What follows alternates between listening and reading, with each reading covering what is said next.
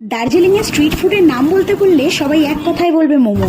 তবে এই মোমো ছাড়াও দার্জিলিং এর এই স্ট্রিট চাউমিনও কিন্তু ভীষণ ফেমাস। তাই আজকের ফুড এপিসোডে আমি এক্সপ্লোর করব দার্জিলিং ম্যালের বিভিন্ন রকমের স্ট্রিট ফুড। নমস্কার, আমি বৈশাখী ফ্রম হ্যাংলাস ডে আউট, আর আজকে আপনাদের সাথে শেয়ার করতে চলেছি দার্জিলিং জমজমাটের দ্বিতীয় পর্ব।